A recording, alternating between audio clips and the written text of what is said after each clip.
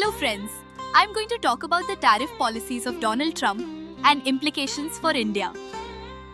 Donald Trump's second term as US President has brought significant changes to global trade, with India potentially facing challenges due to his aggressive tariff policies. In his inaugural address, Trump warned that BRICS nations, including India, could face 100% tariffs if they continue de-dollarization efforts. This announcement has sparked concerns about its impact on India's trade relations with the US.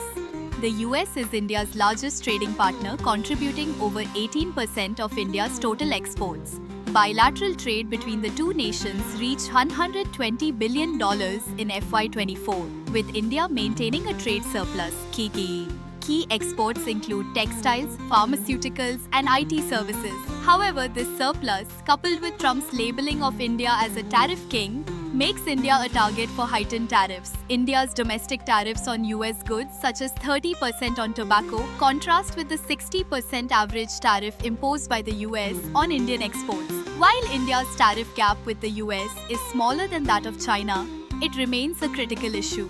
Analysts warn that increased tariffs could disrupt industries like automobiles, pharmaceuticals, and IT services, which are heavily reliant on the US market. Trump's announcement of an external revenue service to collect tariffs highlights his focus on enforcing trade measures. Framing it as a step to restore the American dream, he aims to generate revenue from foreign sources, potentially at the expense of India and other trading partners. In response to these challenges, India may consider counter tariffs as it did in 2018 on US steel and aluminum imports. However, retaliatory measures could further strain trade relations and global supply chains.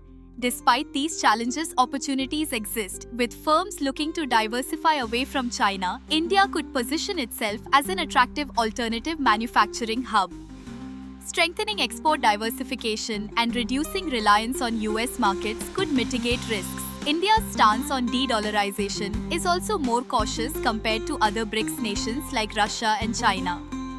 The Reserve Bank of India has clarified that its goal is to de-risk domestic trade rather than completely move away from the US dollar. While Trump's tariff policies pose challenges, they also offer India a chance to adapt, innovate, and strengthen its trade resilience. Navigating this complex landscape will require strategic measures to protect India's interests and explore emerging opportunities in global trade.